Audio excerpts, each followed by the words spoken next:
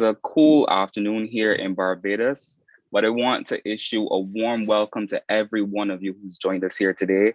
Good afternoon. It is a pleasure and an honor to introduce myself as your moderator for today's big conversation. My name is Javed. I'm CARICOM Youth Ambassador to Barbados, and I'm pleased to share the mic today with Mr. Kobie Broomes, who will be moderating alongside with me as we introduce you to some amazing panelists for today's big conversation on entrepreneurship, labor, and employability.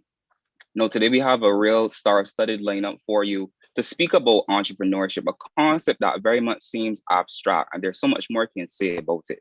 But before I do that, I just want to give Kobie the opportunity to introduce himself. Thank you so much, Java, for the opportunity. I want to join with you and say a warm welcome to all of our people tuning in from across the Caribbean and across the world. I was with you for the launch of this Caribbean Youth Week, and I can tell you that I've been tuning in every single day, and it has been amazing. The conversations, this just goes to show how much intelligence lies within our small region, and we really have all the big ideas. So I'm very much looking forward to us implementing a lot of these different activities. As Java rightfully said, this afternoon, we're going to be having a big conversation about entrepreneurship, labor, and employability. And we have a very star-studded lineup. Now, I can tell you about, we have Daniel Francis, we have Jameela Hollingsworth, we have Javed Browne, we have some big names here. I almost feel a little bit small, Java, seeing my picture alongside these big names here this afternoon. But they're going to take their time this afternoon to share with us all of the tidbits that we will need as young people, coming out of the university, coming out of college, coming out of high school. What are the tools that we will need to get into the world of work? What are the tools that we will need to pursue an entrepreneurial drive? All of these things and more we can expect from this discussion this evening, Java. Thank you very much, Kobie. Now, before we move along, because the next stop on our journey today will be the CARICOM anthem, but I just wanted to take the opportunity to set the context, to steer the conversation, and to contextualize. And so obviously today we're here with the Caribbean Regional Youth Council with their series of activities to commemorate Caribbean Youth Day. And this year was a great initiative. CRIC was very visible. But today our big conversation is on entrepreneurship, labor, and employability. So let me just start by saying that the Caribbean is a region of entrepreneurs. Entrepreneurship to me has seen somewhat of a modern rebrand or a newer label or a culture for a way of life that we've always seemed to have. It's been known prior to this as, hustling or selling things, because for many, then and now, money is a very limited resource. From a sociological standpoint, our descent, or rather, many of us are descendants of slaves, and in a desire to live and, provide, caused them to become very creative. So we were our own salesmen. Our grandparents did what they had to do to meet, they had to do what they had to do with very limited resources in order to make ends meet, because both then and now, entrepreneurship is an option for survival, and it really does depend on the individual. For many of us states, having been colonized, there's always been contention surrounding the concept of labor because of the whole inequality that surrounds it. We talk about building generational wealth, but that's a practice that takes discipline, opportunity, skills, and therefore this is a conversation that I'm personally glad to be having, because me nor Kobie are far removed from a context which makes this conversation very necessary. And when we think entrepreneurship, we think about working by our own rules and having much more access to money, but we tend not to think about the added responsibility and the other skills that are necessary for you to be successful and a disciplined entrepreneur. And so that is why we have this excellent panel meant to enlighten, educate, and expose you all to goal setting and time management, getting ready for the job market, the entrepreneur journey, and employability. So we're trying to make, concepts that seem very abstract, very specific today. And so without further ado, I would just like to introduce, or rather usher us into the next part of today's conversation with the CARICOM anthem.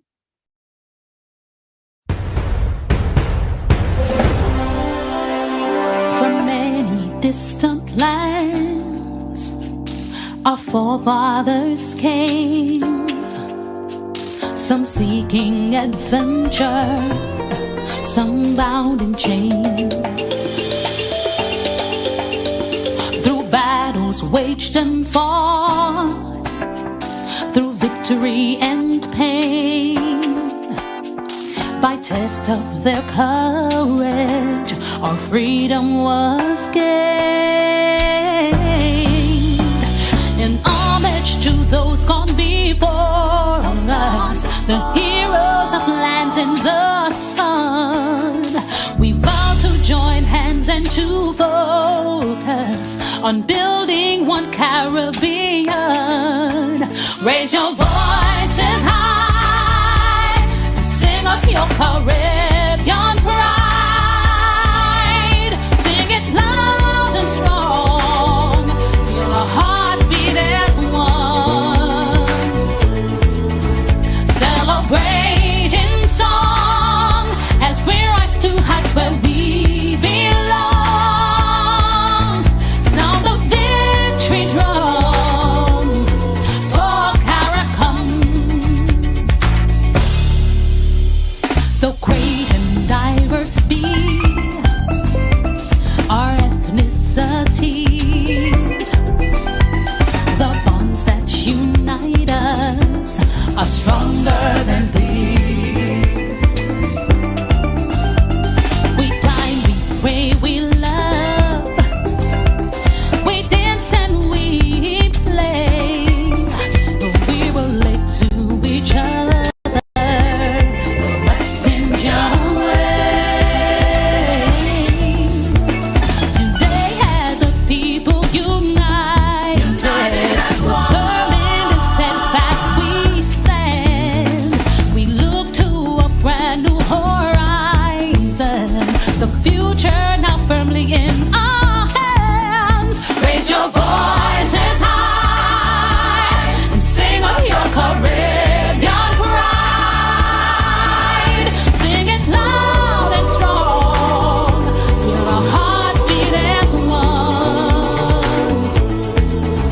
Celebrate in song as we rise to heights where we belong. Sound the victory drum for Caracom. Hele, hele, bravo. Open you sing Calico. Leve, leve, wow. Naki you drum Calico. Tabu ya tabu awo. Open you sing Calico. Leve, leve, wow. Raise your voices high and sing of your Caribbean pride. Sing it loud and strong, feel our hearts beat as one. Celebrate in song as we rise to heights where we belong. Sound the victory drum for Caracom. Hele, hele, bravo. Open your sting Caracom. Leve, leve, wow. Hele, hele. Tabu ya tabu awo.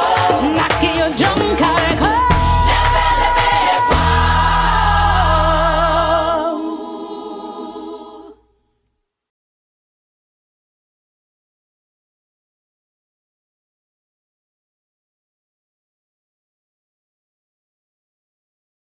The Carry Calm anthem. Kobie, I was thinking to myself, this song is so underrated. It really does feel like an anthem. What do you think? Listen, I will admit to you that before this Caribbean Regional Youth Week, I never heard that song. But every time it plays now, I'm here. I'm not sure if you saw me there, so just swing. But it has a nice groove to it, and I actually think that I'm going to include this a lot more in the programming and so on, because it is actually, when you listen to the words, it really gives you that feeling, it tells the story of where we've come as a region. I think it's absolutely amazing. So I agree. So with that being said, I just want to get right down to business today. And I just want to remind our audience that today, we keep talking about the big conversation, and the big conversation that we are committed to having is around all things Caribbean youth. And today on day 4, we're going to be focusing on entrepreneurship, labor, and employability. And our goal today is to break down each of those concepts using the expertise of your amazing panel today to, bring life to the very abstract. I keep using that word all the time, to bring life to the very abstract concepts that you can find. And so it is now my honor to actually just introduce to you every single panelist. I'm going to allow them each 2 to 3 minutes to introduce themselves before before Kobie introduces Mr. Daniel Francis, who will open today's panel discussion on goal setting and time management. Panelists, is all over to you. Good afternoon, everyone. It's great pleasure to be here. My name is Daniel Martin Francis. I am a success coach and the author of 2 books, The Millennial Mind and The Millennial Experience. I've been a success coach for 4 years. So you are in good hands. I hope today that the guidance that I provide helps you with these tough decisions when you have that transition, especially between school, tertiary education, into the real world. And you find that it's a totally different battlefield, and you need to be equipped with different tools to have success in that field. So my session today is going to be focused around that. I hope that it helps you to get from point A to point B, which means for me, helping you to become your best self. Great pleasure again to be here. Excellent. Now, Ms. Jameela Hollingsworth, I don't want to give you too big an introduction before your time. I know that you really do exemplify the title HR boss one way or another. And so I want to invite you next to give your brief introduction. Thanks, Javed. My name is Jameela Hollingsworth, and I am an HR manager. I've been practicing for the last 12 years in Barbados, Jamaica, and St. Lucia. I'm also the owner and founder of the HR Boss, which is a career coaching company. So we help individuals kind of navigate this tough job market. Outside of that, we've gone into corporate. So now we're helping small businesses and medium-sized businesses scale and develop their talent. So that's a little bit about me. Thank you very much. Really excited to hear from all the panelists today. Now, Shane, I want to invite you now to introduce yourself. Hi guys, my name is Shane Javed Browne. I'm from St. Kitts and Nevis, and I'm the founder of a fashion-focused business called SK Village, where we target millennial trendsetters or just persons who is really interested in fashion, and we provide instant gratification through our easy-to-use online shopping platform and our comparable pricing. I'm also the founder of a small business called the Entrepreneurship Workroom, which seeks to help eager and potential entrepreneurs validate and launch and grow their business to be the success that they would like it to be. So I'm going to be speaking, I think, on the entrepreneurship journey today. And I really hope that it's insightful and that I can leave a little nugget of knowledge for all those who will be listening.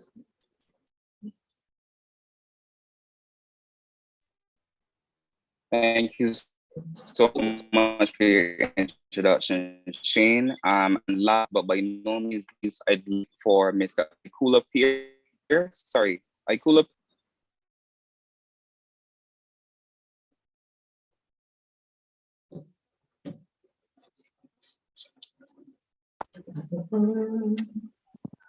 Good afternoon. Can you please confirm if you're hearing me, Javed? Loud and clear. Awesome. All right, so it is my privilege to be here in such a phenomenal session this afternoon as we dissect a very important role and important element towards your development, whether locally, regionally, or internationally, employability, labor, and of course, entrepreneurship. So my name is Ikula Pearce. I'm a guidance counselor by profession. I hold a Bachelor's of Arts in Guidance and Counseling. I did postgraduate studies in education and training, and currently a master's student. So I'm happy to be sharing in this space this afternoon, and I do hope that the bit of information that I will be sharing, it will be reciprocated so we can all move forward. Thank you. Thank you so much, panelists. Go ahead, Kobie. Sorry. Thank you so much, panelists. Thank you so much, Java, for doing that very brief introduction of our panel. So we're going to get straight into the conversation now. We're not going to dilly-dally this evening, as Javed said. Our first presenter is going to be talking about goal setting and management. I know sometimes as youth leaders, as people in general, you may find it a situation to be able to set your goals and to manage your time well. So I'm just going to give you a brief bio of Mr. Francis. He's an author, coach, and entrepreneur of over 4 years. He has served as a personal development coach whose work target millennials and helps them to tap into their full potential. Under his direction, hundreds of millennials have learned practice skills like time management, goal setting, and most importantly, staying consistent. Daniel's extensive work with young people inspired him to write a book entitled The Millennial Mind: Success Secrets for Unlocking Your Full Potential, which helps guide millennials into becoming the best versions of themselves. His book triggers deep introspection for its readers, and it focuses on millennial challenges and shows how to overcome these challenges in a relatable and practical way. But you know what? He didn't stop there. His second book, entitled The Millennial Experience, 30 Stories of Hope, Growth, and Success, and he plans to motivate and empower even more millennials to reach for their greatness. And the first question you have to ask him is where he finds it, because even outside of writing all of these books, he engages in entrepreneurial activities. He's a PIN member of the Rotaract Club, which will be the Rotaract Club of Port of Spain West, and continues to give back to his society. Mr. Daniel Francis, the floor is yours. And the first question I want you to address, even before you get into your presentation, how do you manage to get all of those things done and still be able to find some balance? I mean, I know it sounds difficult, but you'll be surprised how there are so many simple things that you can do to just be consistent. I think what we tend to do is think of things in like a big pie. There's a big pie in front of us, and we have to eat all in one big bite. But really and truly, life is all about taking small little pieces bit by bit as you go along. And the next thing you know, you have 2 books published. You never know. It is really that simple. And I hope that the presentation that I can share with you guys here will guide you along with that. All right, so I believe I have posting ability to share my screen. So I'm going to go ahead and share my screen. Here we go. Excellent. I hope everyone can see it. I'm not exactly certain how the comments will work, but typically how I do my sessions, I always, look for feedback from the crowd. So if you want to drop it in the comments, if you're viewing through Facebook or whatever particular platform, feel free. I'm sure they will relate the information to me.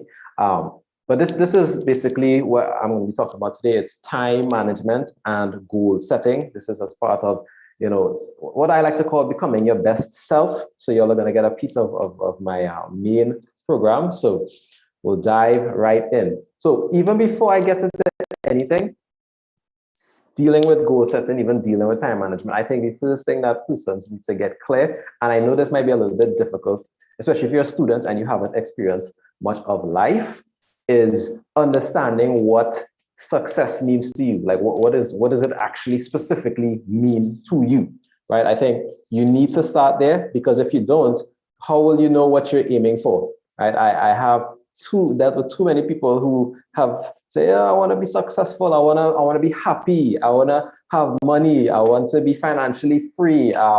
If any of these are sounding familiar to you, and if someone asks you what success means to you, you would say these things. I mean, you're not on your wrong track, but the reality is that when you say these things, you're basically at the beginning, right? I've heard too many times people give me these vague answers. And this first exercise is really just helping you to get a little bit more specific, right? Because at the end of the day, if pretend you're a ship and it's misty out and you're trying to make it to land, and the only way that you can find land is by using the light of a beacon. The light is very, very dim in this metaphorical example if your idea of success is vague. So if you say that your idea of success is I want to be happy, well, that light is going to be very dim. You're not going to have any type of direction to get there. As opposed to if you make it very, very specific, now the light gets brighter and brighter, and you can find and make your way to land. So if you start at the beginning, let's say you say that success means you being happy.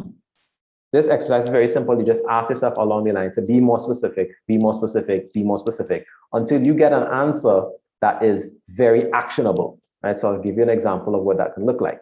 So this is actually not even, I didn't change anything. This is one I did with a client. They gave me full authority to put this here. And I thought it would be very applicable here because it ends with owning a business. But anyway, so I sat with a client. She said, well, I want to be happy. That was her first answer to what does success mean to her. I said, great. So then I asked her, what does that mean specifically?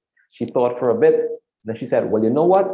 I want to know that my family and myself are taken care of. I said, great, excellent. We're getting closer and closer. So I asked her one more time. She said, all right, I want to be financially free. We hear that all the time. I want financial freedom. It sounds good as a buzzword. I said, great, excellent. But let's keep going. What does that mean specifically? Then she said, well, I don't want to have to worry about money. Who does? Nobody wants to worry about money, right? But that's not specific enough. We need something that we can actually turn into, let's say, a goal or an action. So I asked her again, she said, well, I want my passive income to surpass my expenses. Sounds like she's been listening to cash flow and she kind of knows what it is, but I said, that's great. But then again, what does that mean? What do you actually need to physically do to make that a reality? And I cried and she pushed and she pushed. And then she gave me this example, that this answer that was just so specific. I'm like, there we go. There's something that you can start working towards. She said, I want to build a business that pays 50K per month. This is TT, by the way, in 5 to 10 years and invest 30 to 50% of my income towards passive streams of income and investments.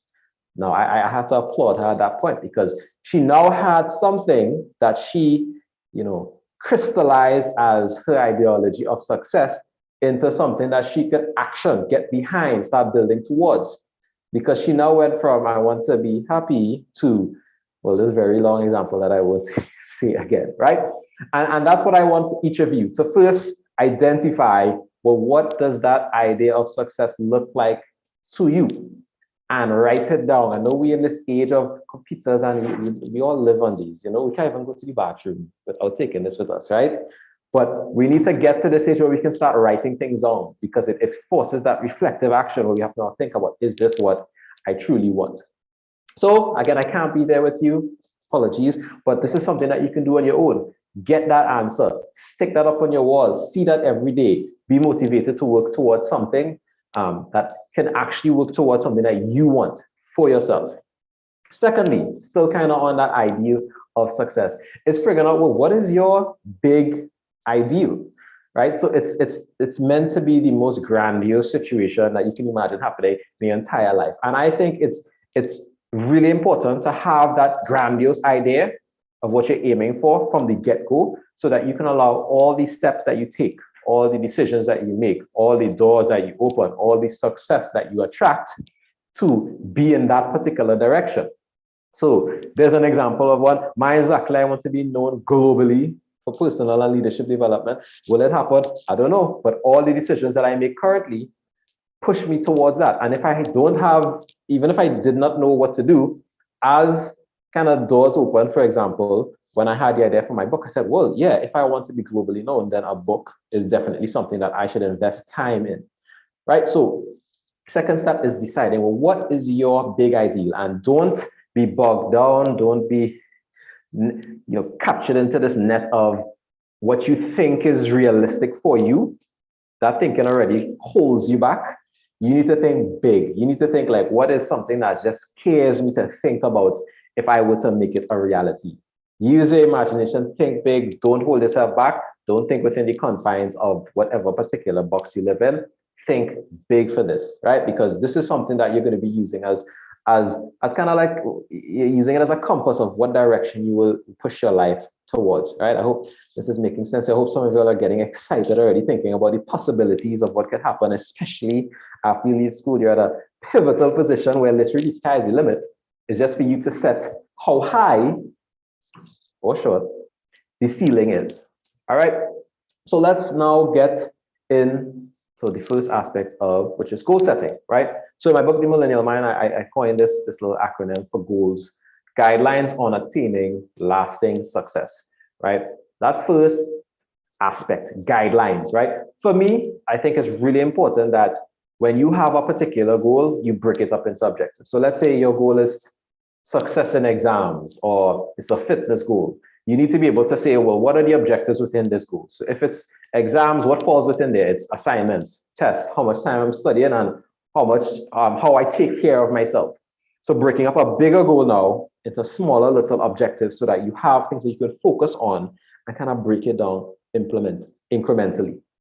So once you have the objectives, you then go into implementation strategies, which is basically for each objective, what are the little steps? What are these steps? What are the specific steps that you need to do? Right? So let's say we're talking about that fitness goal and it's nutrition, gym, and sleep. The nutrition, the implementation says, well, maybe I need to create a meal plan. You know, maybe I need to see a dietitian or a nutritionist to help me to make this meal plan, right? You need to break down the steps that go with each one so that you have a specific plan on, well, what am I doing, right? I know at school, you're in this interesting situation where the structure is created for you, meaning you have your assignment set, you have your exam set. All you have to do is put in the energy to be successful, right? Which means, you know, you get the A's, etc. But when you enter into the world of work, you enter into the world of adulthood, there really is no set structure for everything. You now have to create the structure. And if you don't create the structure, best believe the structure will be created for you. And you will find that you're going on this default setting where wherever you're pushed, whatever direction you're pushing is what you go on. But when you set goals intentionally, you're now kind of counteracting that and saying, well, this is what I want, and this is how I'm going to aim to get it. So this step with implementation is very, very important. And you have to be very specific about what you're doing. And that leads perfectly into timeline. Something that I realize people don't really do is saying when they're going to get the thing done. You know, we always say, yes, I want to do this and this and this and this and this. But we miss the part where we say, well, when are we going to do it? How much time are we going to spend on it? Right? That's super important. So once you identify your objectives, you identify the little steps for each objective, you now have to identify, well, when are you going to get each done? And of course, you pull it all together by knowing that it's in line with your idea of success, which we spoke about. What does success mean to you? What is your big ideal? If your goals do not get you closer to your big ideal or your idea of success, you'll find that over time, you'll just not feel motivated. How many people have had a goal, they wrote it down, they're so excited, they're feeling like they could achieve this now. And a week pass, 2 weeks pass, and that motivation just fiddles into nothing, right? I'm sure some people are looking and saying, yeah, well, that's me. Don't worry, that's me too, that's been me, right? And this happens when you don't follow a specific structure with how you set a goal. But more importantly, it happens when that goal isn't linked to whatever you decide is your ideal situation for success. So if you haven't identified it, and if you haven't made sure that the goal leads you there, then why would you do it, right? I had a client once, she told me, well, Daniel, I do 100 squats every morning. And, you know, after 2 weeks, I just couldn't do it anymore. I wasn't really feeling motivated. And I asked her a simple question. I said, well, why are you doing these 100 squats every day? She's like, well, I want to look good. I'm like, is the 100 squats going to get you to look good? She's like, well, I assume. I said, why are you putting time and energy behind something that you think will get you where you want to go? And that's just an example, but that's what most adults catch themselves doing. They're doing something every day, not sure why they're doing it, and they're not sure what's the purpose of what it's leading to. And trust me, if there's nothing that you take from this, just believe in that one thing. Don't get caught up into the wheel where you're just running like a hamster. The wheel is spinning, but you're not going anywhere. Make sure that the actions that you are putting energy and effort into is leading you somewhere that you actually want to go. All right. So this is just, you know, another example. I hear this all the time from students, especially. I want to do well in school as a goal. I say, hey, that's great, man. What does that mean? Because I don't know what that means. I like to pretend if you have a goal, you're telling a 5-year-old or your grandmother. You know, when you tell them these things, it's 1,000,001 questions. But if you're very specific, it's 0 questions. They're like, yeah, I get it. And that's the level you want to get at with your goals, because your mind is very simplistic. It wants perfect instructions every time. If you give it vague instructions, your mind is just going to make things up as you go along. And then you start to forget, well, why am I doing this in this way? Right? So just an example there, to get all A's by spending 3 hours in focused study time each day and having 90 to 100% attendance in class while taking specific notes. Just my example of that.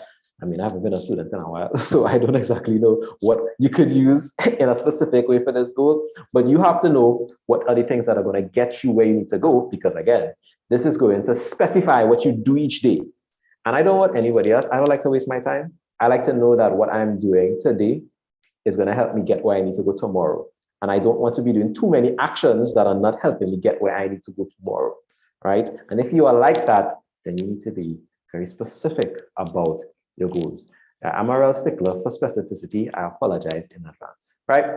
Now, this will be very, very, very helpful, especially when it's time to head out to school, because right now, majority of you are wholly focused on education, right? Maybe some of you in like fitness, some of you are in like financial, but the majority of people are focused on their education. This is called the wheel of life, and these are the different areas of life. And what this helps you do is to compartmentalize each area of your life. And how I like to think of it, ironically, as you can think of them as subjects, right? Makes sense, right?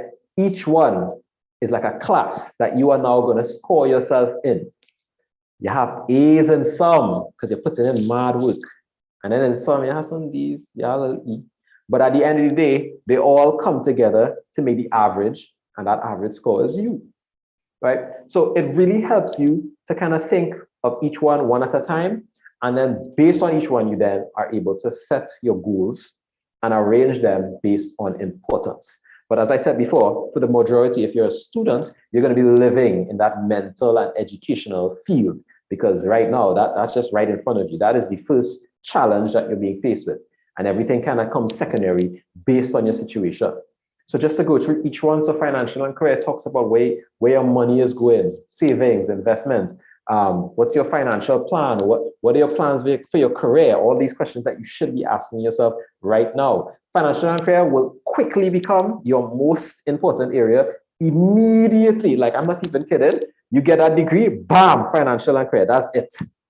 It hits you like a freight train, because you now have to start making decisions based on money. And then you'll realize very quickly, oh wait, I have no money. So how do I fix this? But then also, how do I fix this by still living my purpose, still being satisfied with what I do day to day, and not being reactionary and picking whatever job I get because I need money. Because again, that's how you go into that default and you get stuck in the trap. Mental and educational, one that you're basically living in a lot right now, deals with all your learning goals, whether it be conventional or unconventional, right?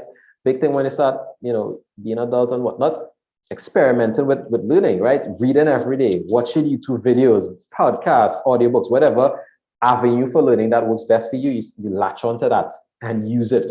Because best believe, if anyone told you that learning stops after you leave school, that person lied to you, and that person should be sent to jail because they're giving you the worst advice ever. The learning truly starts when you exit school, because now you're going to be learning from life. And learning from life is a whole new ballgame, which leads into the mental side of things. How are you taking care of your mental health? Social and cultural, dealing with your friendships, the people within your network. You quickly find that if your network is not filled with people who are building you up, you will find that you are going to find it difficult to achieve the things you want. If everyone around you just gives up easily, you'll find it's easier for you to just give up. If everyone around you is super successful doing big things, they will kind of pull you up with them, right? Just by association. Physical and health. Do you exercise regularly? Are you getting those checkups? How are you doing, right? All those different aspects go with that particular area. Last two, so spiritual and ethical, very subjective, dealing more with your religion. What are the aspects of your religious journey and activities that you need to see done on a daily basis? You kind of define that. And then family and home, relationships with your family. I mean, we all kind of young, so we don't talk about kids yet, but some may, right? And talking about how your family will flourish, right? So again, think of them each as subjects, and it makes it a lot easier because you then get to define where you are in each area, which is basically what you're going to do right now. So again, of course, apologies that I cannot be there with you, but this is an exercise that you can do on your own. You look at each area of life and you say, okay, where do I rate in each, right? From 1 to 10. 10 being I am exactly where I should be, 1 being I ain't anyway, right? Best way to do this is to first define what a perfect 10 looks like. So if you're in financial and career, you just got your degree, you're not about to start, you're thinking, well, financial and career, a perfect 10 for me right now would be to get my dream job, where I'm getting that $20,000 TT a month. I'm Every day is exciting. I'm saving the majority of the money towards whatever future thing I need to do, maybe working towards the mortgage, maybe to buy that car, etc., etc. You define it specifically. And then if you say, well, this is a 10, where do I rate on that scale? And you're doing that for each individual area, right? What this helps you to do is to kind of get a perspective of where you are in each area, just based on your subjective view. And then based off of this subjective view, you get to decide. If you have, okay, well, I have 7 in financial and career, 4 in social, 5 in mental, etc., etc. You look at that mental and say, well, why am I rated a 4 to 10 in mental and educational? What are the goals that I need to set to change this? And you can now set those goals with those objectives, with those timelines, and change that number over time, right? But it starts by you doing it yourself. So for those that are viewing, write down each area of life, give yourself a score, 1 to 10, really soak in what you scored yourself in each.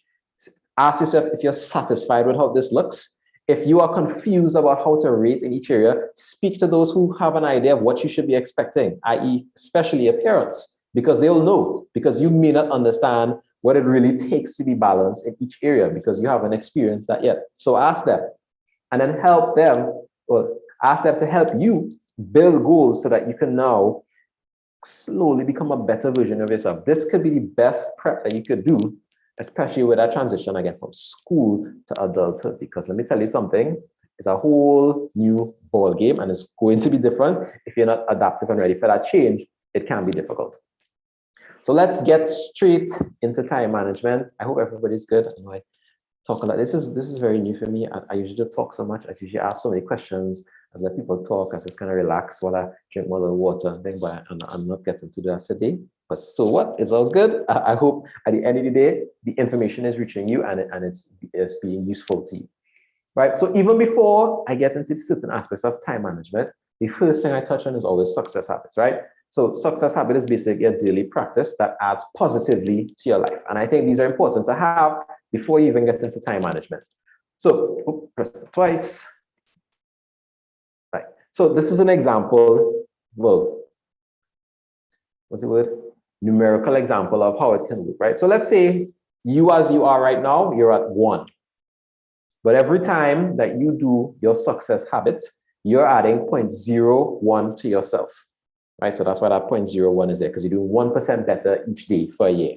365 years, that's why it's 365 days, that's why it's to the power of that. As you incrementally increase your value day by day, so let's say that habit is you're reading 10 minutes a day, 20 minutes a day. Over time, it's like it's accumulated interest and increasing your value. So from January, you might have started at 1, but at the end of the year, December 31st, you are at 37.78. Now, again, this is just a numerical example of this. But then the question is, okay, what happens with real life example of this? Think about it and think about what you could be doing every day, because you can do this with 10 minutes a day. What's 10 minutes out of your entire day? You get to decide, right? So these are some of the different success habits that add in different ways: rising early, meditation, sustained focus, regular workouts, networking, sufficient sleep, morning or evening routine, time blocking, etc. Right? So you can decide how to incorporate these into your day-to-day lives. For me, the best success habit is a morning routine. The perfect way to start your day, right? It's just a set of activities that you do over a short time frame that prepares you mentally, physically, spiritually, emotionally for your day ahead, right? So these are some of the activities. You meditate, you start your day in silence. If you're religious, you can pray, read your Bible, your worship, affirmations, and you could say, what are the things you want to affirm into your life, specific to your goals. I have all A's.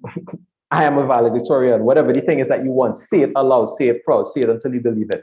Visualizing the day, visualizing the success, reading, journaling, all these different aspects. But most importantly, within that, you can actually add that aspect of planning your day, something I'll get to as we get to the end. So this is an example of what a sample morning routine can look like, and it doesn't need to be all big and elaborate. It can be as simple as this, 5 minutes of silence, 5 minutes affirmations, 10 minutes reading, 5 minutes spent planning your day, 5 minutes of exercise. right? That takes a total of 30 minutes, and that could change the course of your whole day. How many of you just wake up, your feet touch the ground, and you just go? You don't even take a second thought, your feet touch the ground, you're just going for the entire day. You don't even know how you know what to do. I was that guy. I still don't know how I lived that life, because today I planned my day and I thought to myself, well, how did I live my life before? How did I know what to do? How did I deal with the stress and the anxiety of always going, right? So the morning routine helps you to kind of settle from the beginning of the day and do these different activities that can help you achieve what you need to achieve, right? So again, these are the list of the things that you can do. I would always suggest, especially silence, planning your day, exercise and reading, as the sample has here, right? And now to wrap it all up, let's get to a very quick segment on specific time management basics. So just to know before we get into that, the time management, you need to plan. Sounds weird, but you need to make time to plan your day, your week, your month, right? You notice with the morning routine, there was an aspect where you had 5 minutes of planning, so that's the time when you spend planning your day. Time blocking activities, knowing when you're going to get things done. So if you say this is an important activity, activity A gets done between 4 to 6, right? And of course, making adjustments as time goes by. You might make the perfect plan and then bam, things go crazy. You have to be able to adjust as things go along, right? So there's different aspects of the time management. Today, I only have enough time to go through day, right? So there's month, week, and day. But with day, I think it'll be super helpful, especially at the level you're at right now with school. But it's simple. You can split it up into must-dos and your to-dos, right? So that 5 minutes within your morning routine, I hope that you are creating your own morning routine right now and you're adding this aspect of the planning. You create a must-do list. Consists of activities that you must get done today, and try to make it no more than 3 activities, because you don't want to clutter your list. And then you are time blocking on your calendar when you're going to get these 3 activities done. So if it's activity A, B, C, A gets done between 9, 11, B gets done between 12 and 1, C gets done between 5 and 6. They're important. So you are time blocking them on whatever calendar that you use, whether it be maybe the Google Calendar on your phone, there's a physical calendar in your room, whatever you decide, but you're time blocking it in a place where you will see it. And then you're making a to-do list, just of all the different activities that you would like to get done, but they don't necessarily need to get done today, but you'd like to get them done. So now when you have free time, you can look at that list and get some of those activities done. And the beauty of this system is that when you wake up the next morning and the next morning and the next morning to do your morning routine, a little aspect where you have planning your day, you can now look at, well, what are my must-dos for today? What were my must-dos for yesterday? Did I get them done? What were some of my to-do list stuff from yesterday that today might become must-dos? This allows it so that things don't necessarily fall through the cracks. All right. So that is my quick walk through on all the different aspects. You've got success, goals, goal setting, and time management, right? But it really goes on to you. You have to be able to take what you see here and you work it into your day. If you don't try the different aspects and see what works best for you, you'll find that nothing is going to change in your life. It's really that simple. You have to do it to get the change. All right. So this is my time, everyone. I hope that what I have said is useful. Latch on to what works, forget what doesn't, just make it work for you. Thank you so much, everyone. I guess I'll be seeing you all in a bit. Thank you so much, Daniel Francis, for giving us that presentation. It was very, very enlightening. As a busy professional myself, I know that I definitely took a lot of what you were saying, and I know that I have some work to do. Java, you took anything from what Daniel was saying as well? To say that I took something is an understatement. That was a ton of free value. I actually would like a link to your book, because I guess as a time management nerd, I'm able to relate to a lot of what you do. Efficiency in your life is critical to being a good person and being an even better entrepreneur. And so I took my own notes in the background, like I was just there typing away. So Kobie, thank you so much, Daniel. That was an amazing, amazing presentation. So Kobie, do I have the honor of introducing our next panelist? Yes, you most certainly do. Thank you very much. Now, I know that you know her pretty well. So our next panelist is none other than the HR boss, Ms. Jameela Hollingsworth. And I don't even know how I can introduce Jameela any better. Now, I have a personal experience with Jameela. Now, when I had my first job coming straight out of school, I worked for a local government agency, and I had the best experience. I don't think I could have asked for a better first job, in that the onboarding experience was nothing short of phenomenal.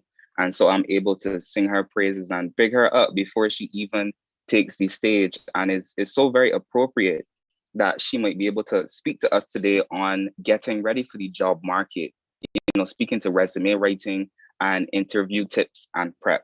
And so without further ado, I would like to welcome the HR boss herself, Ms. Jameela Hollingsworth, to the virtual stage. Welcome, Jameela.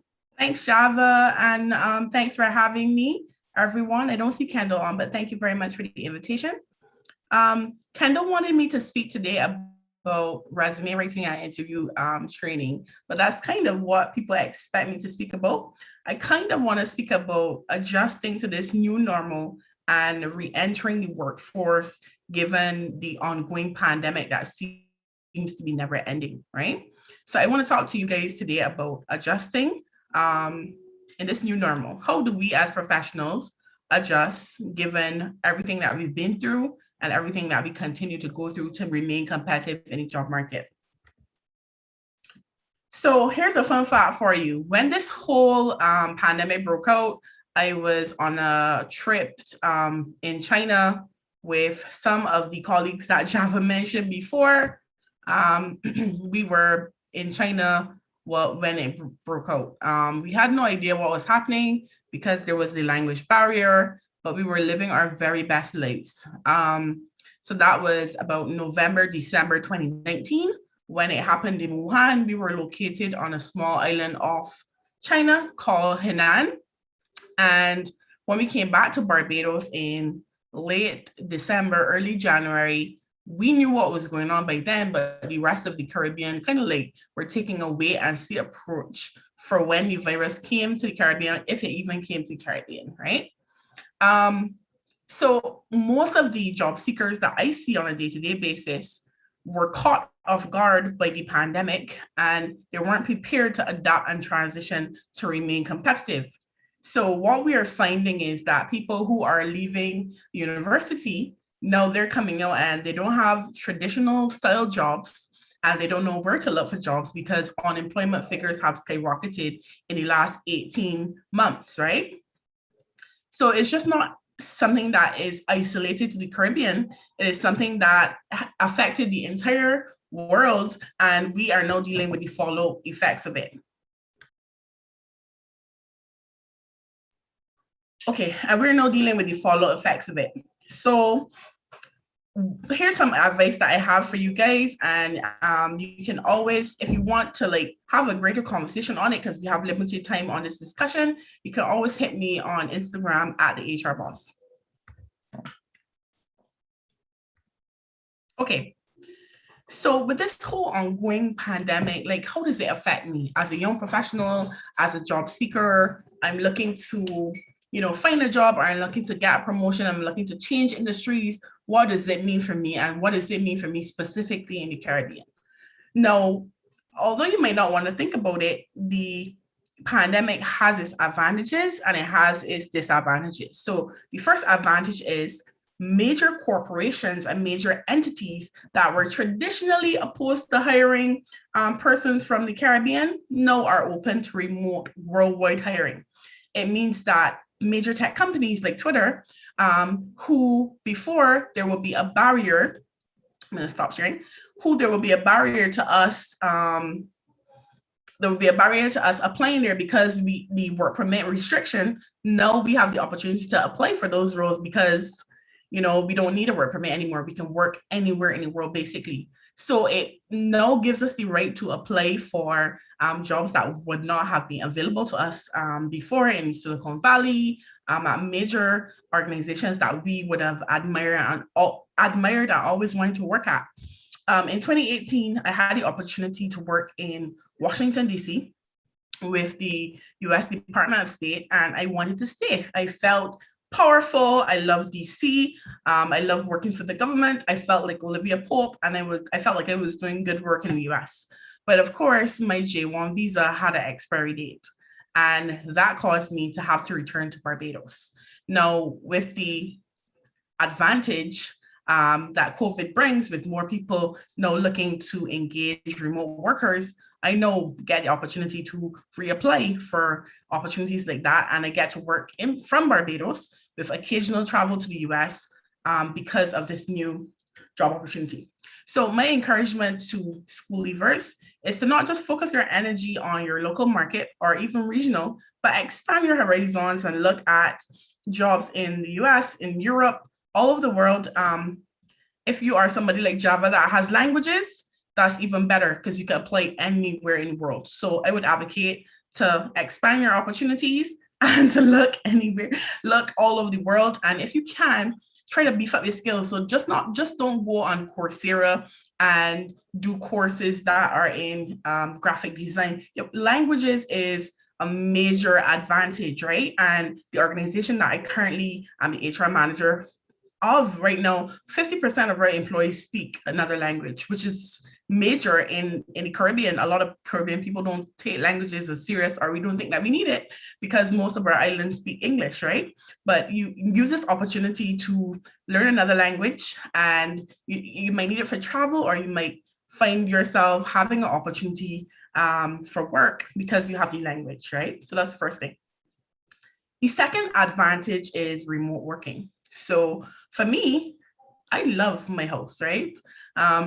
I'm currently sharing an office right now, which is not ideal, but I love home. I love working from home. I love traveling and working, and I love to explore the world. I'm a big traveler, right?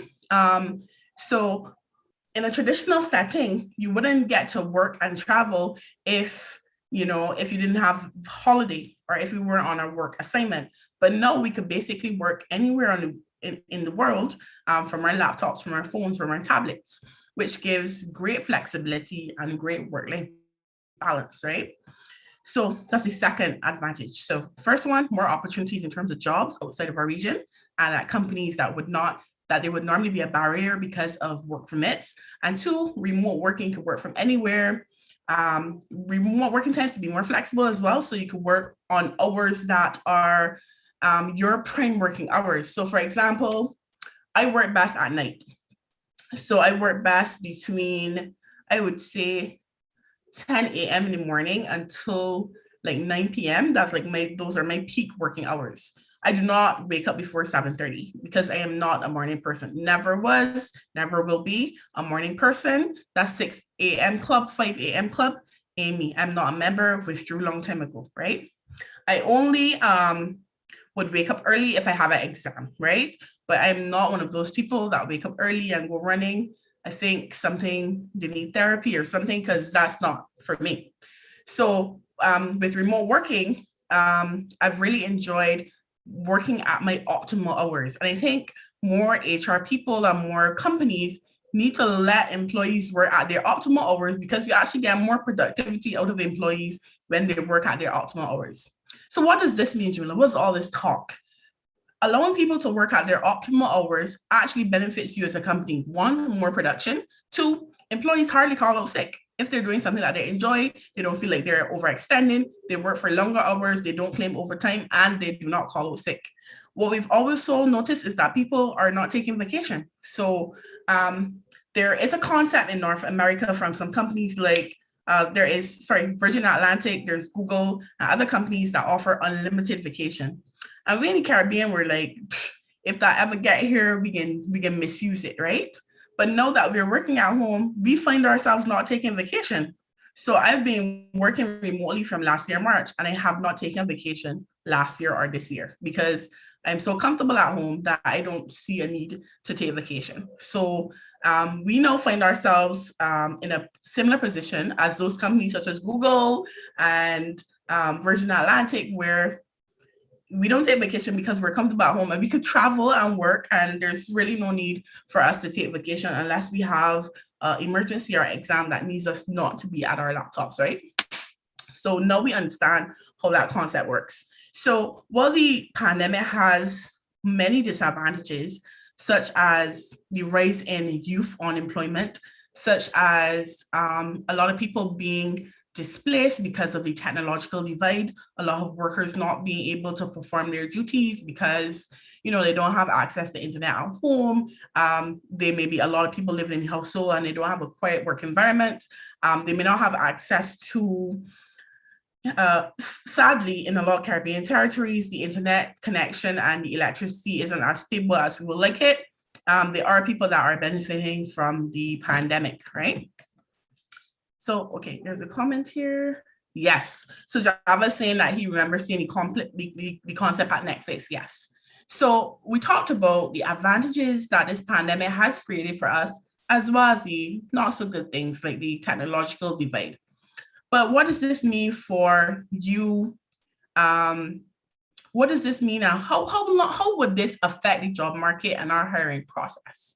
Now, some economists compared this pandemic to the 9/11 crash and all the other recessions that we had combined, right?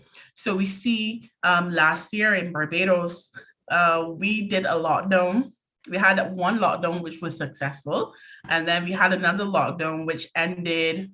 We had another major lockdown there, which was like for 5 months. And now we have another spike, but we haven't locked down because of economic reasons. And I think that trend was the same for a lot of Caribbean islands because we were doing what the North Americans were doing and people in Europe. We were locking down without recognizing that our economies were unable to sustain the effects of the lockdown, right? Because we depend heavily on other countries to import goods and services, right? So as a result of those lockdowns, like I mentioned, unemployment went up and our economies were not able to sustain themselves. So now we are kind of figuring out a way of how can we remain open and still keep our people safe? So you're asking, Jameela, like, what does this mean for workplaces? So we've moved to remote. We have now flexible working policies in sectors like government who were not open to remote working. Furthermore, if you want to go home for an appointment, you had to fill out a form. So we now have seen a civil service in the Caribbean who now are forced to implement flexible working policies. And now we are seeing a move towards mandatory vaccinations, which is a big topic, boy. So now governments and prime ministers and companies now have to decide, how do we remain viable as businesses? How do we remain viable as countries while protecting our people in terms of health and safety regulations without infringing upon their human rights, right? So again, coming back to the candidate side, as a candidate, there may be questions that you're asked in an interview, such as if you're vaccinated. As a new professional, there may be questions around your vaccination status that there are big debates around it. Should you be vaccinated? Should you be unvaccinated? But what I would tell you is read your laws, read the discrimination bills, the acts that are in your jurisdiction, and know your rights, because that's very important. A lot of the times, young people enter the workforce and they don't know their rights, and they are taken advantage of because people know that they don't know their rights. All right. So what can you do to prepare for the resurgence of the market? What can you do to prepare for new opportunities as they come? My advice is to stay ready. So I'm going to share my slide again. So my advice is to stay ready.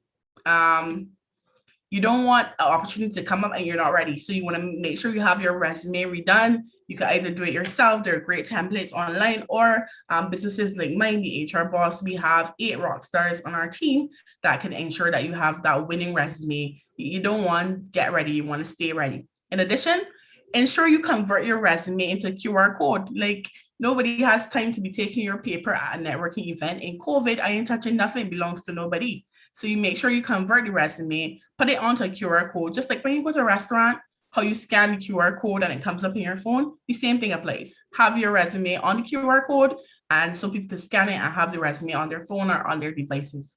There are free QR code generators online, so that's an easy plug. I put you on the sauce today. Number 2, update your LinkedIn. People are technological savvy, so they may hear the name Daniel Francis, or they may hear the name Javed, and immediately they go to the internet. They do a quick Google search to see what pops up. 10 times out of 10, your LinkedIn will pop up on the first page. And you want to ensure that you have a professional photo, nothing with the filter that you took in Snapchat or on TikTok or on Instagram. You want to make sure you have a nice looking, clean, professional image on your LinkedIn, as well as some of your achievements and your job achievements job experience and achievements.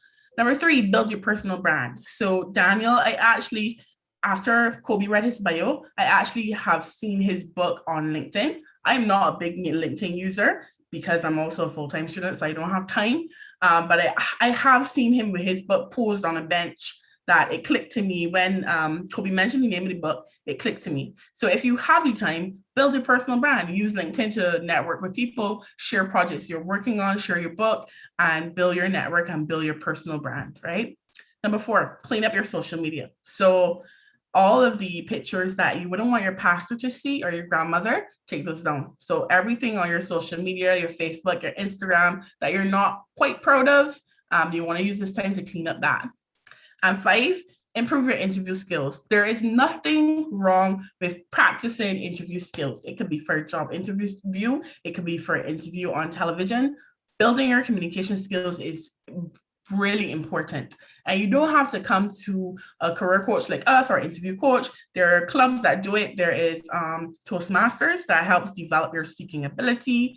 I am also a Rotaractor. So with the Rotaract Club, we do a lot of community service and you are required to speak, right? There is JCI Barbados, and I know in the other Caribbean territories, there's also JCs. So join a club, be forced to speak, volunteer, join committees, beef up your interview skills, beef up your speaking skills. It does not help, right? And lastly, if you are a professional and you want to stay in the game, listen, you have to be a rock star employee. So imagine the workplace was Destiny's Child. You want to be a Beyonce of an employee, like full verse and chorus. You don't want 2 lines like Michelle, right? So in order to be a rock star employee, you have to be dependable, you have to be on time, you have to be consistently good at what you do in order for people to miss you from the workplace and want to be on your team, right? So be the Beyonce of your team or of your department, right? These are some key factors to look at when you are revamping your resume or when you go to a resume writer. The layout is key, content is king, experience, and of course your skills. And a few tips for your personal brand. We went through your headshots. Work on your portfolio. If you're a graphic designer and you come to interview with me, first thing I want to see is your portfolio. I ain't want it in paper. I need a digital portfolio. Send me a Dropbox link, send me a QR code, something so I can see your work and proof it. Number 3, wardrobe and rediscovering your style. Your pre-quarantine weight is different from your post-quarantine weight, right? So you want to make sure that you have an interview suit that actually fits. You have a wardrobe post-quarantine that actually still looks very professional without the buttons gaping on camera or without the buttons gaping when you go back into the office. I myself have to upgrade my wardrobe because you're home and every minute you're in the fridge, you're eating ice cream at 10 o'clock in the morning, you're having mimosas. You can't do that at work, right? So I too need to take my own advice and really look at my quarantine wardrobe and spruce it up and not wait until I have an interview opportunity and I'm stuck. So those are some key tips of how to re-emerge from the pandemic stronger and better and being the rock star really of the band that is the workforce and the band that is the workplace. Thank you very much. If you want to catch up with me, you can follow me on Instagram at the HR Boss. Jameela, thank you so much. I think the honor was really more ours than anything else. I want to thank you for such a very thorough analysis and explanation of what's happened as a result of COVID-19, where we are, what it means for us, because that context is so important. And I don't know about the rest of the audience, but I myself am going to watch this over. I hope that you all can access the content too. And before I introduce our next speaker, because we're so thankful. Before I introduce our next speaker, we're gonna have a brief entertainment break, and for just about 5 minutes or so. And what you, the audience, can do, you can look forward to coming back to hear from Mr. Shane Javed Browne of St. Kitts and Nevis on the entrepreneur journey for about 10 to 15 minutes. So see you soon.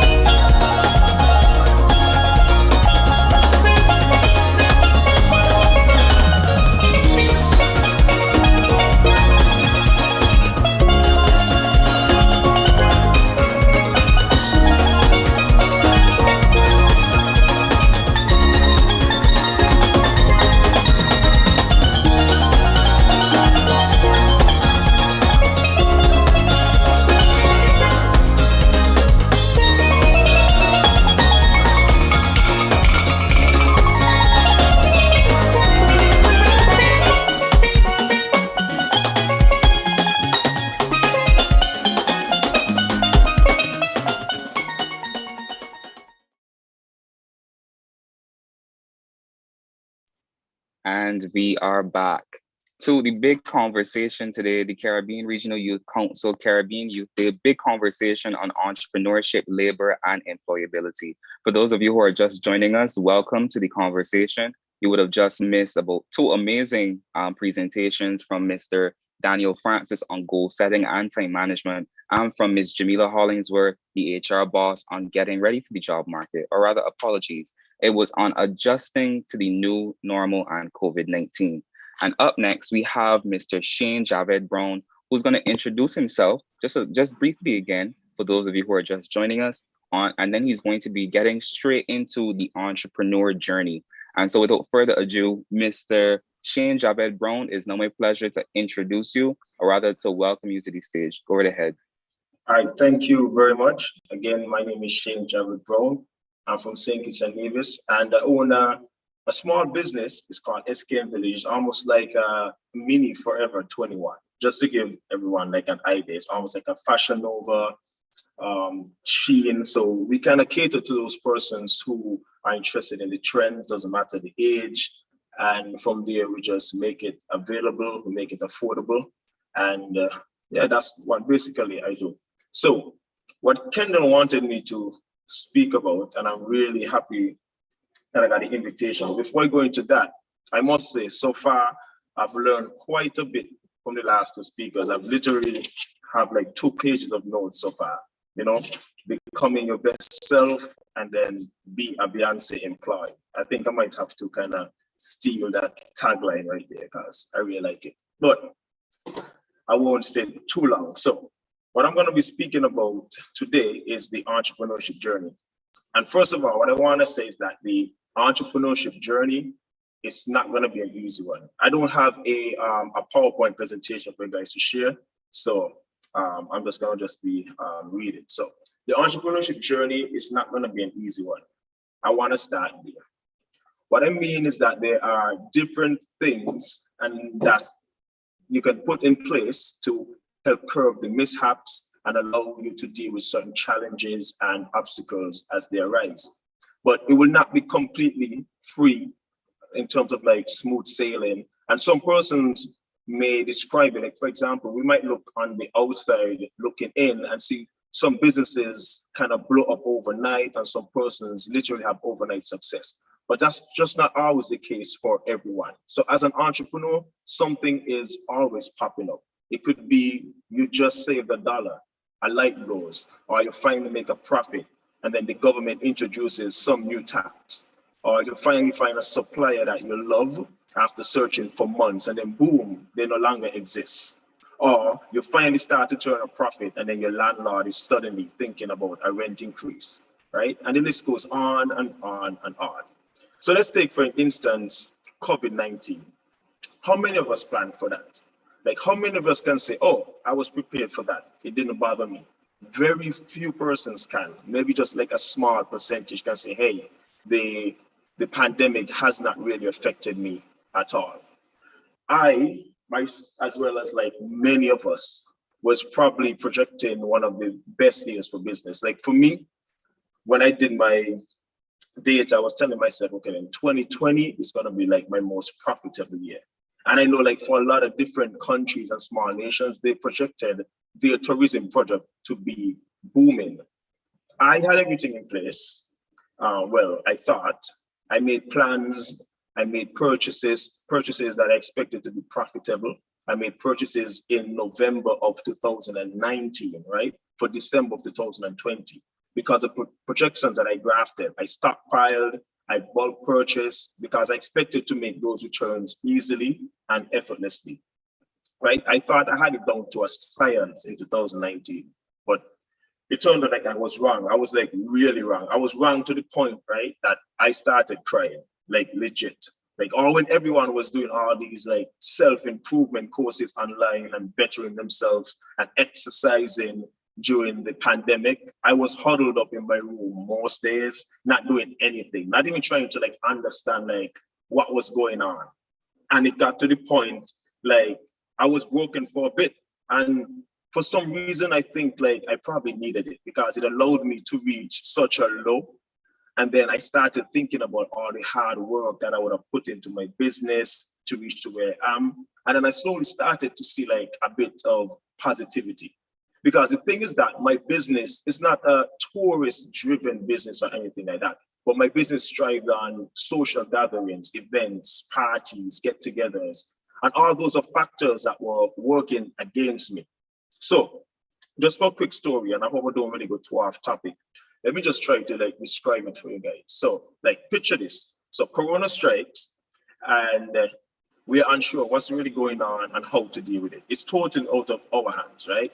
So we're on lockdown, there's curfews, businesses like mine are not considered essential businesses. So we have to close down for a period of time. Landlords are not being compassionate as you would have liked. You have 2 rents to pay, 2 internet bills. I have like my store rent, my home rent. I have 2 of everything, right? Even though a person would say you should save something for a rainy day, most of us had something tucked away to survive, but not in that capacity. So just imagine all of that, your thinking is low, you're depressed, you're anxious, you're grumpy, you're hemorrhaging money, and you're just not in the mood to be happy, right? But it's a part of the journey to help you mold, to help you build, and to allow you to grow. So we're a year later plus into COVID, and I had to watch businesses around me close down, relocate, downsize. I watched a lot of my colleagues complain, stress out, call it quits, because it was an event that we as entrepreneurs, we never planned. So when we envisioned our journey, it was not taken into account. And because this was a lot and happening around us, a lot of us suffered badly. A lot of us are still suffering, and a lot of us will continue to suffer. So every entrepreneur will have their journey. So the journey of an entrepreneur will not be an easy one, like from A to B. We all have our own unique journey, and this journey is going to bring us closer to our desired success that we have hopefully envisioned and set for ourselves. But it's going to take a few things to actually get to that journey. And that could be discipline, diligence, patience, perseverance, gratitude, and vision. You see, we as entrepreneurs cannot see our success as just a straight line. It's a very dangerous thing to think like that, and it can create a false hope and unachievable expectations. Linear thinking sometimes causes us to fail in our intentions to create and build a successful business. So some may ask, like, what's important? And there are many other attributes that you should become familiar with. I mean, I mentioned a few earlier, like discipline, diligence, patience, perseverance, gratitude, and vision. And even our first speaker, when he talked about becoming your best self, and he talked about goals and what the success means to you, those are all like little nuggets that you can actually use to kind of shape your entrepreneurship journey, right? There's a few more attributes that I think are very important, and these would be like, you gotta be full of passion, determination. You have to be able to be unafraid to take risk, a high level of confidence, understand that failure is a part of the game. You have to really have good money management and understanding of it. And you should never give up in all that you do. But just saying things like that, it sounds very easy. But the reality is that we as entrepreneurs, we operate in a highly uncertain environment. So change is going to be a constant factor. So first, we have to be adaptable to change. We have to be open. We have to be innovative. We have to be creative. Especially in these times when there's a pandemic and we were unsure of what to do. A lot of persons had to kind of like tweak their business model a bit. A lot of us had to go online, do a lot of virtual selling and marketing. And it just goes to show that, you know, when uncertainty hits, there's opportunity that could arise from that. So we must be able to think quickly, assess the situation, not allowing ourselves to get caught in the emotions and the challenges that are happening around us, but be prepared to take responsibility to learn from what happened and then find different solutions to keep going. Because you have to remember, even if you thought you failed, you have not. There isn't like the perfect blueprint for like a stellar business, well, in my opinion. But if we can learn from our failures, our mistakes in a timely way and keep moving forward as they take place, these failures just become valuable learning lessons, sort of like teaching guides for us to better ourselves, our businesses, our products. Just the other day, some persons was asking me, telling me, oh, they look up to me because, so first of all, why are you looking up to me? Because there's a lot of business around me closed down, and I actually moved into a bigger spot during the pandemic. Yeah, that's right. Like I actually grew during the pandemic. Like my business was in a like a 100 square foot spot, and then I moved into a 500 square foot spot during the pandemic. And it was asking me like, what have COVID-19 as a business owner taught you? And the only thing I could think about was expect the unexpected always. Because for some persons, like we make resolutions, something at the end of the year. It could be like a New Year's resolution. Some of us create vision boards of what we would like to achieve, X, Y, Z, etc., etc. But the best advice I could have given to them was when you plan your entrepreneurship journey, right? Or just focusing on what's happening around us, or when you're doing any kind of planning, first you have your plan A. So if everything goes right and you envision it the way you want it, fingers being crossed, let's say, for example, you want to buy 20 items of a certain product and you want to sell all of them within a month, and you get that done and you make $20,000 profits on top of that, and everything just goes as planned. That's your plan A. But then what happens if it doesn't go as planned? Then you have your plan B for the pop-ups here and there that you can control or find quick solutions to. For example, changing the light bulb or touching up the paint. These are things that you're going to plan, you're going to put into your costs when you're doing your monthly budgets or quarterly budgets. But then you have your plan C for those events that may require a bit more effort, time, thinking. You may have to invest in some cash to resolve or bring someone on board with the expertise to assist. Like, for example, if your air conditioning unit suddenly breaks down, or you have like a flooding, or your roof starts leaking. But then you have the plan D for situations like COVID that are totally and completely out of your control. So that way, you're not really bulletproofing, but in a sense, you are your business per se, but you have a guide as to what you can do, how you can remedy, how you can cope for situations as they occur.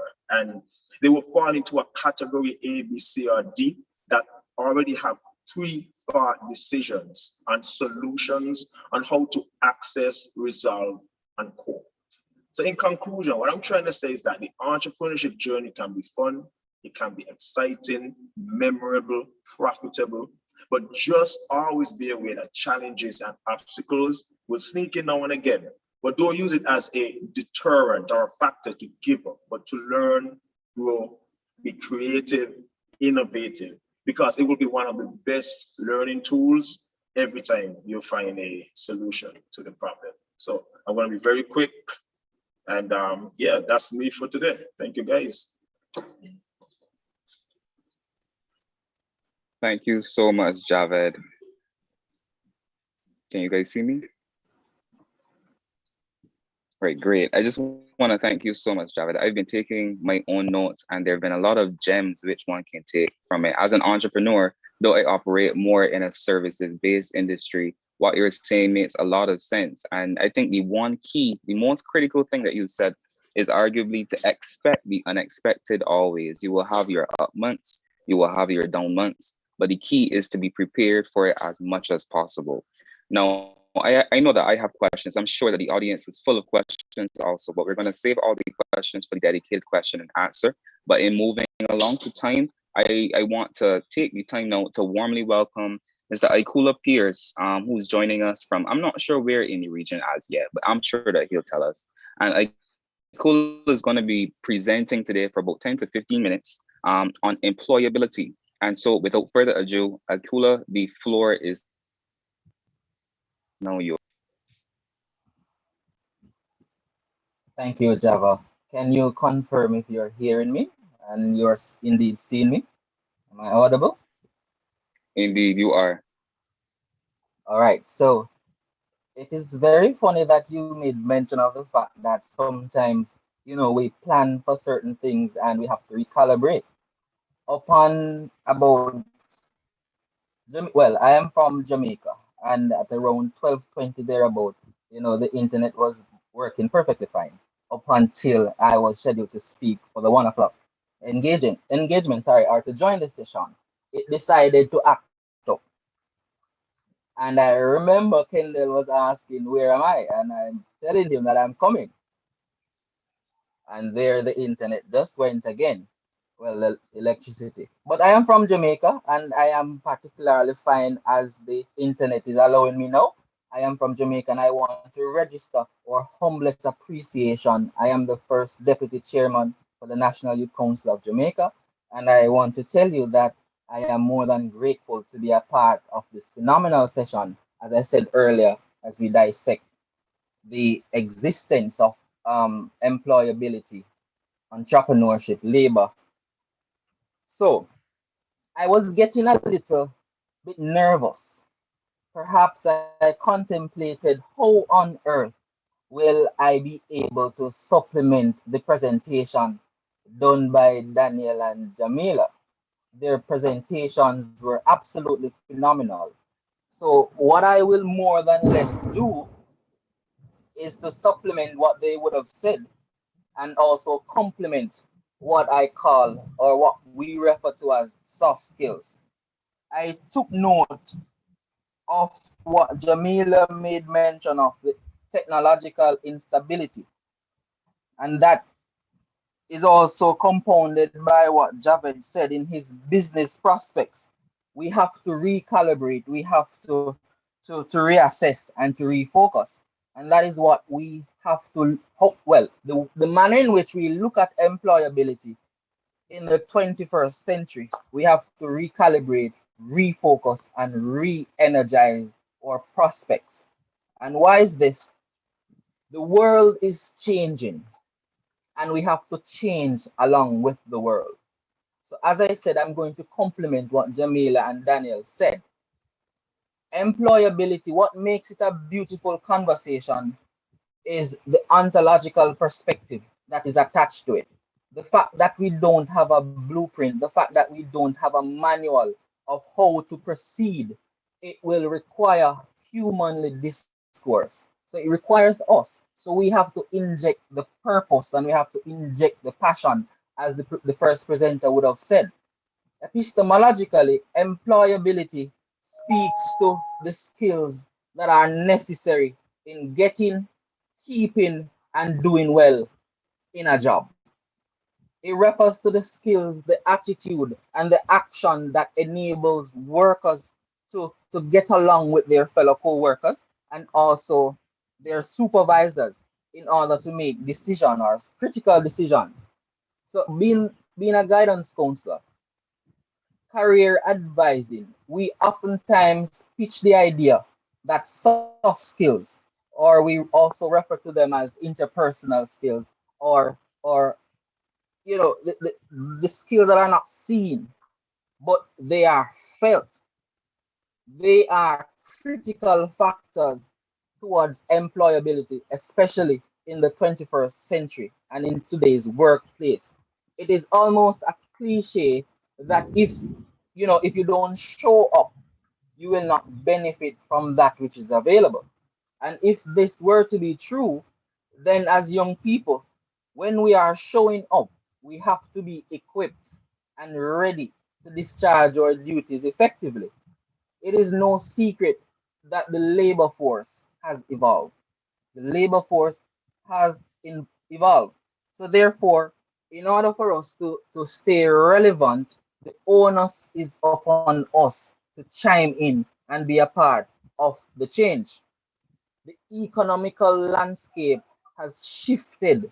It has shifted significantly, and it requires accommodation, and it also requires us to adjust. So it's simply not business as usual. We are no longer enveloped by the stereotypical or the traditional employment ability skills or the employment in of itself. But no, we are challenged to relearn, we are challenged to unlearn in order to be considered proficient or mastering a particular discourse. We are no longer expected to be complacent. And the second speaker spoke highly about it. We simply cannot sit down and allow things to be. He made the analogy of the hamster on the wheel. The hamster is turning, the wheels are turning, yes, but where is it going? Where is the ultimate destination? And as young people, we have to be mindful that the things that we're doing, it takes us somewhere. We cannot be stagnant, because stagnancy will ultimately lead to, well, complacency will ultimately lead to stagnancy. So when we consider employability and the labor force, we must be reminded of the economic landscape, or the economic village that we are now forced to be a part of. So what is it that will make you stand out? What is it? What unique qualities will you pitch to the employer or recruiters? What is it that will set you apart from the others? I oftentimes reiterate the fact that we have 3 quarters in the year, and we need to have quarterly meetings with ourselves. We have to have quarterly meetings with ourselves, because we want to be aware of what is it that I need to do. And I believe Daniel spoke about it. We have to set goals. So upon reaching the first quarter, then you reassess to find out what is it that I would have done. Is it there something that I can do better? Or do I need to refocus or to re-energize my abilities or my capabilities into something? Do I need to change? And that is what employability in the 21st century is asking of us. We have to be intentional. We have to inject a great degree of ingenuity, because now, more than before, the workforce requires us to be on our P's and Q's. We have to dot all the I's and cross all the T's, because the world is changing, and we have to change along with the world. Jameela made mention of the fact that, a few years from now, remoteness will take over, especially compounded by the pandemic. Remote working will be the order of the day. So therefore, if we are to change with times, we have to keep abreast. We have to be aware of the current economic landscape and change accordingly. So not not to deviate from the point, but when it comes on to employability skills and employability itself, we have to distance. We cannot only consider the stereotypical professions, the doctors and the lawyers. We have to think about what is it that I have to give? How am I going to give of myself? Is the qualities, or are the qualities that I have important enough to enact the change that I want to see in society?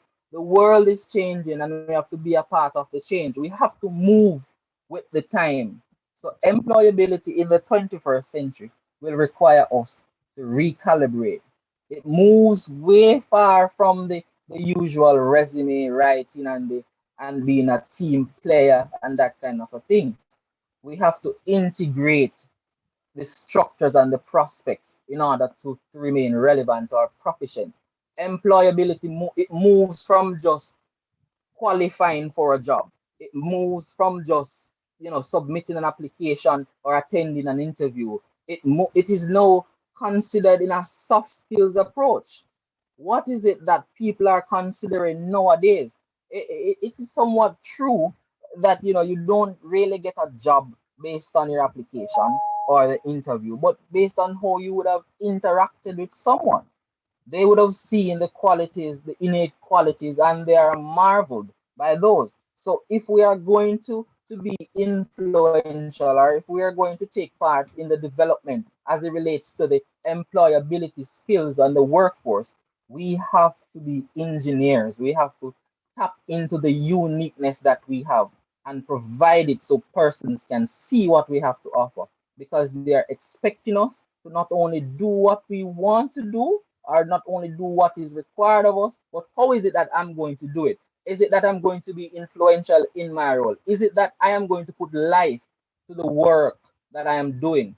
These are the pertinent questions that we have to ask, because people, as I said earlier, people, they are not really getting jobs because of their application. They're not necessarily getting job because of the interview, but it is the interaction. to be long, as I said earlier, because I'm just supplementing what was said. Because employability skills encompasses goal setting and getting ready for the job market, the resume writing, the interview skills, and that kind of a thing. So those elements were reiterated by our previous speakers. But what we need to do, what we need to do is to conduct the self-assessment. We have to conduct the self-assessment, and that will serve as a basis on which we will move forward. We have to get to the stage where we do that self-introspection. We have to get to the stage where we can recognize our failures or inabilities, and that is where we're going to move. When we know what we have to offer and when we know what we cannot offer, then you will refocus and re-energize the prospects of your abilities. What is it that is unique of me? How is it that I'm going to hone my skills? How is it that I'm going to tap into the rhythm of my being? How is it that I'm going to unpack the inventories that I have within? And when that is done, family, that is when you will ultimately spread your wings and fly. The economic landscape is evolving.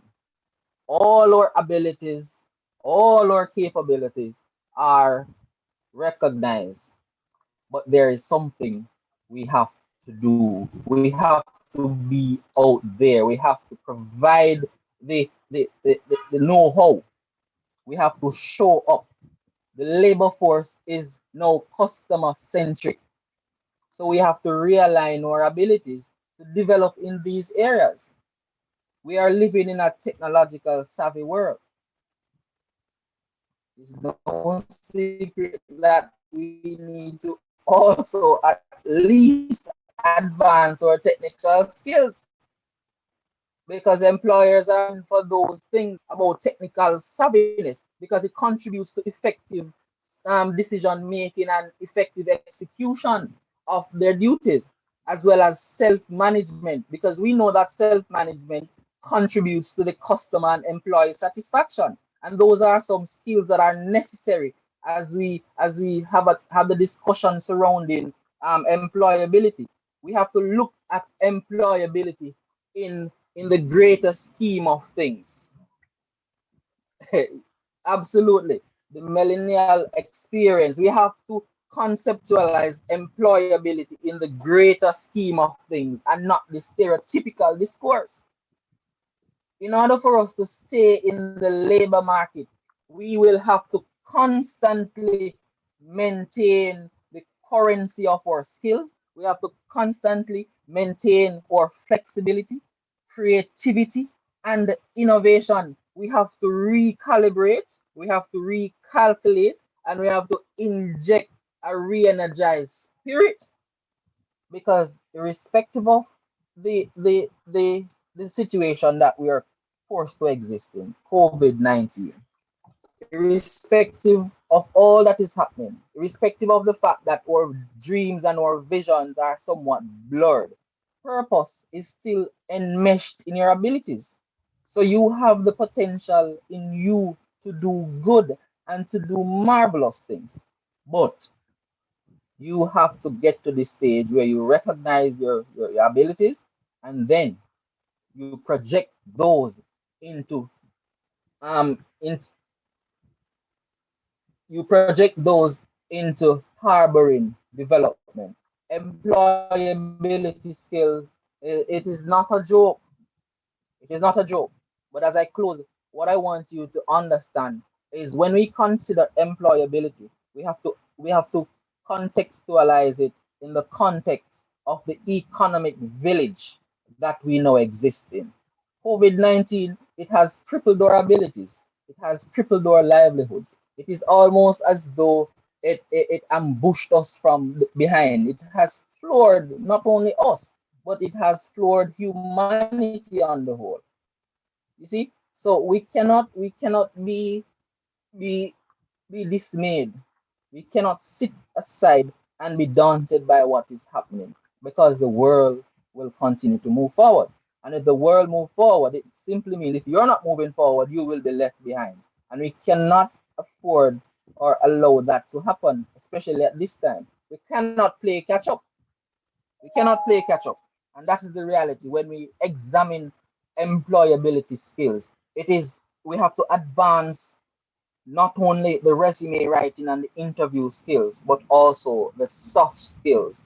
How is it that I'm going to set myself apart from those or the other applicants? How is it that I'm going to re-energize the work that I'm called to do? How is it that I am going to bring life to what I am doing? And that is where we will find the purpose. And employability is enmeshed in our abilities because it is a human discourse. As I said earlier, we don't have a blueprint. We don't have a manual of how to proceed. But that will require us. It will require how we go about doing the things we do and the purpose that is within us. So, as I close, continue to do what you're doing. Continue to find purpose in your abilities and continue to tap into the uniqueness of your inventions. So I'll stick around for the questions. I realize that we have a question and answer segment later on in the program, so I will be around to take those questions. Thank you, Javed. No, thank you, Ikula. Truly, I think that was probably one of the more inspiring discourses that I've heard, especially on a topic like employability. But unfortunately, the time that we have left together today is drawing to a close. We finished at 4 at Atlantic Standard Time. And so now is the perfect time to open for our question and answer segment to our panelists. In the meantime, I will just make sure that I monitor the chat to check to see if there are any questions that I have missed. However, I know that the panelists have had a ball listening to one another, and therefore I'd like to open up the first question to the panel. Do you have any questions for one another? But before I introduce, or rather before I allow you to ask, I just want to make special mention that Jameela and Kobie had to step away. They had another event to attend, and therefore they won't be available for the question and answer segment. Any questions or queries that should be directed to Jameela can be found, or you can reach her on Instagram at the THEHR boss, where she'll be happy to answer them for you. And now I just like to ask the panelists to fire away at each other.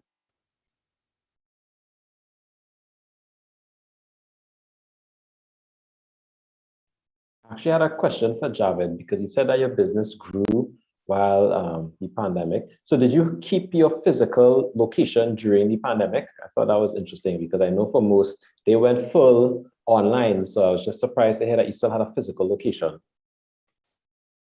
I could be heard, right? Oh, okay.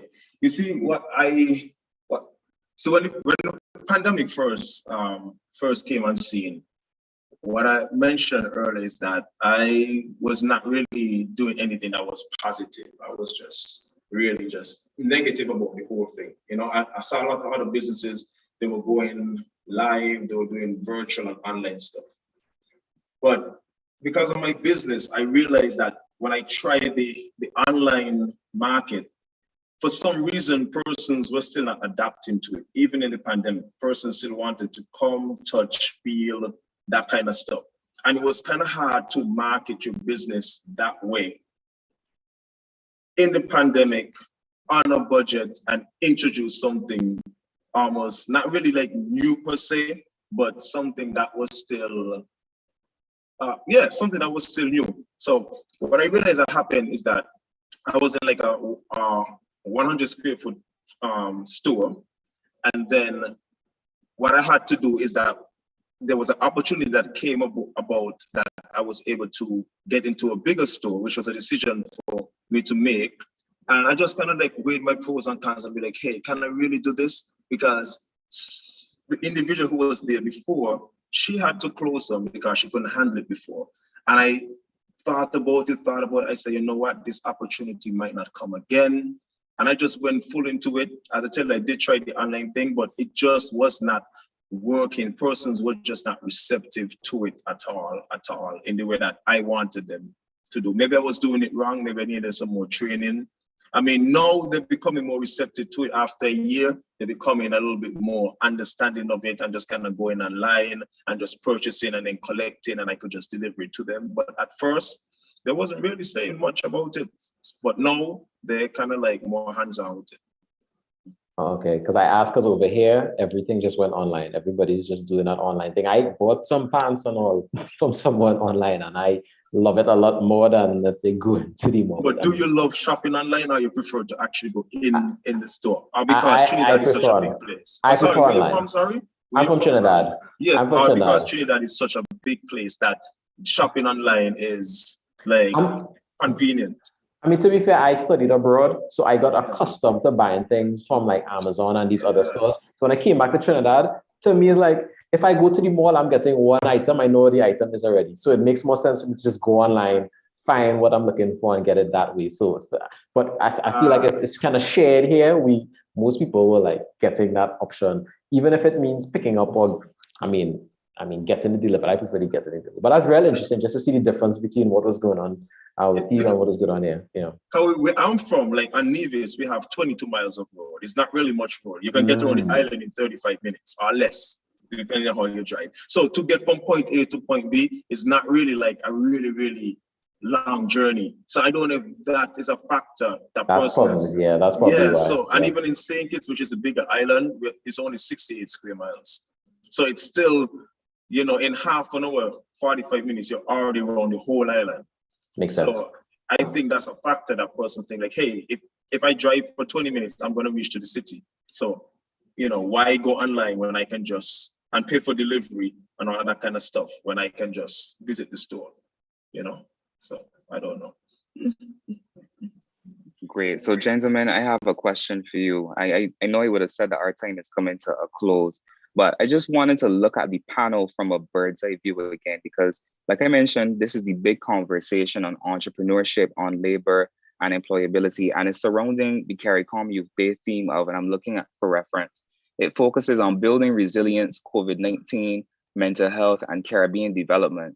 And I want to focus particularly on Caribbean development, because when you look at the region, every panelist would have touched on how the pandemic has changed things, either for the positive or for the negative. And largely you would have seen that, you know, the pandemic would have, you know, made sure that certain jobs couldn't exist anymore, and it would have created other jobs. Like in my instance, at the beginning, I think in the middle of last year, I had a job that was created as a result of COVID.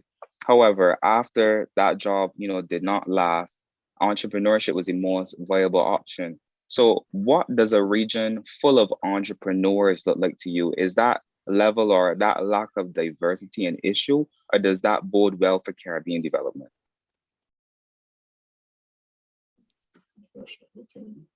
Sorry, repeat the last part. I missed it. I don't know why I couldn't hear the last part. No problem. So I was wondering if a region full of entrepreneurs, we all won't be entrepreneurs, but let's say about 50% of a citizenship across, you know, the region, you know, enter into entrepreneurship, would that bode well for Caribbean development? I mean, you have a higher concentration of anything. It just means it's going to be more competitive, and competition tends to breed innovation. So, I mean, it will be, you know, say more sharks in the water, so not everyone will survive necessarily. But I mean, the whole thing with entrepreneurship is you fail, you learn, you fail, you learn. It's not really linear. I remember seeing the stat about most businesses failing in the first year and then the 5 years. And then I think about the fact that, well, after they failed, those persons, did they jump back into business? And then how did they do? Because I know I well failed in this process, but I learned most from those periods. So personally, I think more people are going to become entrepreneurs just based on understanding millennials and knowing that we need too much money to do what we need to do, and we're not getting paid that. So a lot of people want to have a little side hustle to help supplement their income. So for sure, it's going to have more entrepreneurs. I mean, what that's going to do for our global Caribbean identity, I think it's going to show that we are kind of going to force more advancements, I would say, and you're already seeing it when it comes to things like e-commerce and just people being more comfortable with, let's say, purchasing things online or doing those type of interactions. I mean, I'll see changes there. In other areas, I'm not so certain. Thanks a lot for sharing your thoughts, Daniel. I see Ikula looks pretty ready and rearing, but I just want to make sure that each panelist gets about 1 minute before we start to close. Go right ahead. We can start with Ikula and then finish off with Javed. You want me to respond and close? No, I want you to respond first, and then Javed can close. No problem. It is a very sketchy question, and why I say that is because we understand that even too much of a good thing can be bad. You see, we have to reach the stage where we can appreciate quantity. And it also is very important as to the persons who are getting themselves involved. So, for example, if you are in a full-time occupation or a profession, then you can venture off into entrepreneurship. But if it is that, Daniel said it right. E-commerce, it is very convenient. However, at some point in time, persons will be stifled. That is just my 2 cents on it. It's very sketchy, but too much of a good thing can also lead to excessive bad. Thank you so much, Ikula. Javed, any thoughts as we start to close? What I would say is that after the pandemic started, I saw such an increase in like entrepreneurship and small businesses. Everywhere I turn, someone is either baking, someone is introducing some sort of new venture. And I saw a rise in lots of different businesses, which I welcome, because when it comes to entrepreneurship, we're the backbone of the economy. You know, we are the innovators, we are the trendsetters. No, we do have a disadvantage because we don't have the finance, the capital, the space, the market share to really compete with these already established businesses. But that is what gives us the drive, the motivation, the encouragement to continue to push. And yes, some of us will, I don't want to use the word fail, but some of us may not reach to the momentum or may not reach to the stage that we would like in that period of time. But I welcome anyone with an entrepreneurship dream or idea to just, set, plan, and just pursue it. We just never know where it might take us. And I think that's my little 2 cents when it comes to entrepreneurship. I welcome it in every stage. Welcome it. Just watch the market, watch your competition, and just, make sure that you're different. Don't just go in and just mirror someone, because then you're just going to be waiting for them for you to make the next move. Try to be as creative, innovative, as different as you possibly can. And I think you're going to be all right. Thank you for those closing thoughts, Javed. I think that's a beautiful way to wrap up the big conversation. And it is at this point that I would just like to thank every single one of our panelists, Mr. Daniel Francis, Ms. Jameela Hollingsworth, Mr. Javed Browne, Shane Javed Browne, and Mr. Ikula Pearce from all over the region. You've added a ton of value to this space. You've given away a ton of free value, and I can't wait to see what this piece of content looks like as soon as it's finished recording.